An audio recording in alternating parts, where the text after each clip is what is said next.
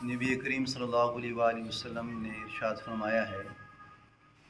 آج چونکہ 15ویں شعبان ہے، اللہ کے محبوب نے صحابہ سے یہ فرما دی، اتانی جبریل علیہ السلام کہ میرے پاس جبریل علیہ السلام آئے اور نبی علیہ السلام نے امت کو یہ بات بتائی اور سمجھائی ہے کہ آج کے دن اللہ پاک قبیلہ کلب کی بکریوں کے بالوں کے برابر انسان کے گناہوں کی معافی کا اعلان فرماتے ہیں۔ اور ایک مقام پہ اللہ کے نبی نے فرمایا کہ اللہ پاک جہنمیوں کو جہنم سے آزاد فرماتے ہیں۔ اس سے پتہ چلا کہ آج شب مغفرت بھی ہے، شب برات بھی ہے، تو اب اس میں کچھ اعمال ایسے ہیں کہ جو نبی علیہ السلام نے بتائے ہیں، اور کچھ اعمال ایسے ہیں کہ ہم نے سنی سنائی چیزوں پہ عمل کر لیا اور اس کو شب برات کا حصہ بنا لیا ہے۔ اس لیے کہ آپ ہر چیز میں دو چیزیں سمجھنا ضروری ہیں، اس لیے کہ اللہ نے فرمایا کل اطیعوا اللہ و اطیعوا الرسول، اطاعت اللہ کی ہے اور اطاعت رسول اللہ صلی اللہ علیہ وآلہ وسلم کی ہے۔ اب نماز ہم اس لیے پڑھ رہے ہیں کہ یہ اللہ کا حکم ہے، روزہ اس لیے رکھتے ہیں کہ یہ اللہ کا حکم ہے، حج اس لیے کرتے ہیں کہ یہ اللہ کا حکم ہے، زکوٰۃ اس لیے ادا کرتے ہیں کہ یہ اللہ کا حکم ہے، جہاد اس لیے کرتے ہیں کہ یہ اللہ کا حکم ہے۔ اب یہ جو بڑے بڑے اعمال ہیں یہ اللہ کے احکام ہیں، لیکن اس کو ادا کرنا کس طرح ہے وہ نبی علیہ السلام نے طریقہ اس کا بتایا ہے کہ نبی علیہ السلام نے نماز پڑھنے کا طریقہ بتایا، روزہ رکھنے کا طریقہ بتایا، جہاد کرنے کا طریقہ بتایا، حج کرنے کا طریقہ بتایا، زکوٰۃ کو ادا کرنے کا طریقہ بتایا ہے۔ یعنی اگر ہماری عبادات اس طرح ہوئی تو یہ اعمال ہمارا موجب ثواب ہوگا۔ اب عمل انسان نیک کر رہا ہے لیکن طریقہ نبی علیہ السلام کا شامل حال نہیں ہے، تو اللہ کے محبوب نے فرمایا کہ کل قیامت کے دن وہ اللہ کے سامنے کہے گا کہ یا اللہ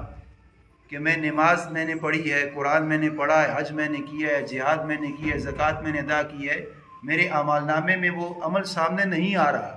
یعنی جو میرا آپ نے رجسٹر دیا ہے، میں نے دنیا میں اتنی نمازیں پڑھی ہیں، اتنے قرآن پڑھے ہیں، اتنا جہاد کیا ہے، اتنا صدقہ دیا ہے،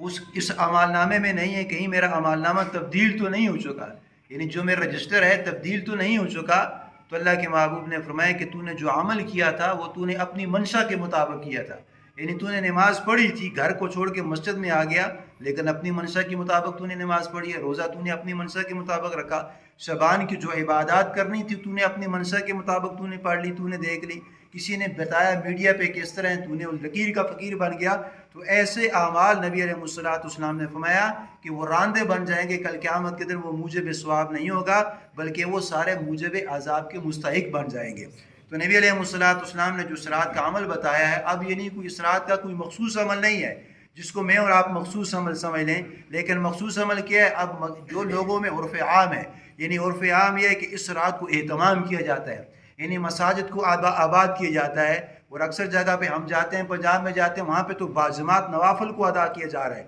عورتیں بھی باجماعت نفل پڑھ رہی ہیں اور مرد حضرات بھی باجماعت نفل پڑھ رہے ہیں، عورتیں بھی صلاۃ تسبیح کی باجماعت ادا کر رہی ہیں اور مرد حضرات بھی صلاۃ تسبیح ادا کر رہے ہیں، اور باقاعدہ اسپیکر پہ اناؤنسمنٹ ہوتی ہے کہ روزہ اس ٹائم رکھنا ہے، اس ٹائم بند کرنا ہے، اور جب سحری کا ٹائم ہوتا ہے باقاعدہ سائرن بجے جاتے ہیں۔ تو نبی علیہ السلام فرماتے ہیں، فقہا فرماتے ہیں کہ یہ شریعت سے ثابت نہیں ہے، شریعت سے وہی چیز ثابت ہے جو نبی علیہ السلام نے کی ہے، جو پھر صحابہ نے کی ہے، وہ ہمارے لیے موجب ثواب ہے۔ اب اگر ایک بندہ کہہ دے کہ میں نے اس نے کیا، میں نے بھی کر لیا، اس میں قباحت ہی کیا ہے، میں نے ذکر ہی کرنا تھا، اس میں قباحت ہی کیا ہے، نفل ہی پڑھ لی، اس میں قباحت ہی کیا ہے، اگر میں نے نفل علیحدگی کی جگہ جماعت کے ساتھ پڑھ لی تو قباحت کیا ہے، صلاۃ تسبیح میں نے علیحدہ نہیں پڑھی، جماعت کے ساتھ پڑھ لی تو کیا قباحت ہے؟ وہی قباحت ہے، اس لیے کہ جو ثابت اللہ کے محبوب سے نہیں ہے وہ پھر ثابت نہیں ہے، وہ ایک رواج بن جائے گا، تو سنت وہ عمل نہیں ہے جو نبی علیہ السلام سے ثابت ہے۔ اب نبی علیہ السلام سے جو چیزیں ثابت ہیں، اب بعض لوگ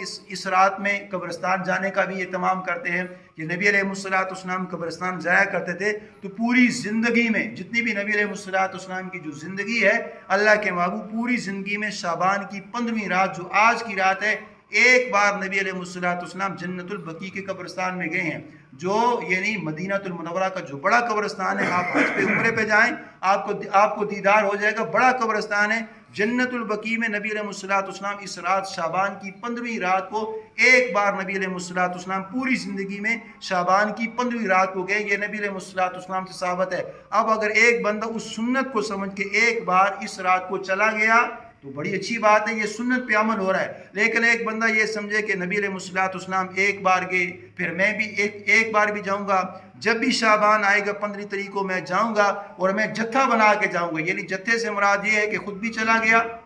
اپنے بیٹوں کو بھی ساتھ لے کے چلا گیا، اپنی بیوی کو بھی ساتھ لے کے چلا گیا، ماں باپ کی قبر کی زیارت کے لیے چلا گیا، تو نبی علیہ الصلوۃ والسلام سے یہ عمل قطعاً ثابت نہیں ہے۔ اور اس کے بعد نبی علیہ الصلوۃ والسلام کے جتنے بھی صحابہ ہیں، نبی علیہ الصلوۃ والسلام سے کسی ایک صحابہ کے بارے میں کتاب میں نہیں آتا کہ اس رات میں نبی علیہ الصلوۃ والسلام کے صحابہ قبرستان میں گئے ہو، کسی سے ثابت نہیں ہے۔ نبی علیہ الصلوۃ والسلام ایک بار گئے، ابوبکر صدیق نے فرمایا میں نہیں گیا، عثمان ابن عفان، عمر فاروق، امیر معاویہ، قاتب وحی، یعنی جتنے بھی صحابہ ہیں ان سے یہ عمل ثابت نہیں ہے۔ اگر ایک بار چلا گیا تو ٹھیک ہے، لیکن اگر بار بار اس رات میں اہتمام کریں، یعنی وہاں پہ جتھا بنا کے جائیں، تو یہ نبی علیہ الصلوۃ والسلام سے یہ عمل ثابت نہیں ہے۔ اور دوسرے جو اہتمام کی جاتا ہے شعبان کا روزہ، یعنی جو 15ویں تاریخ کا، جس طرح آج رات عبادت کرتے ہیں، کل کے دن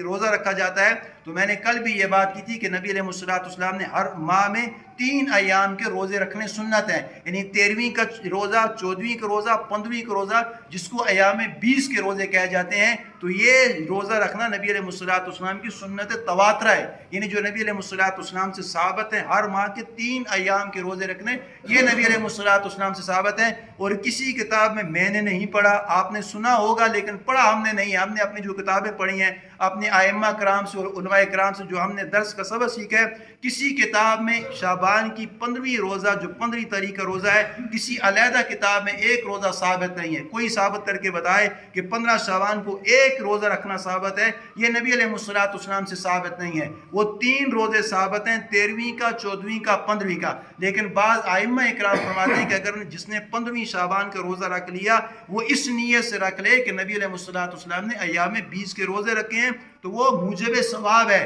لیکن ایک بندہ اس وجہ سے رکھ لے کہ میں نے 15ویں شعبان کا علیحدہ روزہ رکھنا ہے، علیحدہ سنت سمجھ کے روزہ رکھ لے، نبی علیہ الصلوۃ والسلام نے فرمایا کہ یہ ایک الزام تراشی ہے۔ اللہ کے محبوب نے علیحدہ روزہ ایک سنت نہیں ہے، وہ 3 روزے جو نبی علیہ الصلوۃ والسلام سے ثابت ہیں، وہ 13ویں کا، 14ویں کا، 15ویں کا، یہ نبی علیہ الصلوۃ والسلام سے یعنی ثابت ہے۔ لیکن بعض ائمہ کہتے ہیں کہ مستحب کے درجے میں اگر وہ ثواب کی نیت سے رکھ رہا ہے تو اللہ پاک اس کو بھی ثواب سے راندہ نہیں فرمائیں گے، بلکہ وہ موجب ثواب کا مستحق بن جائے گا۔ یہ 2 باتیں ہیں۔ اور پھر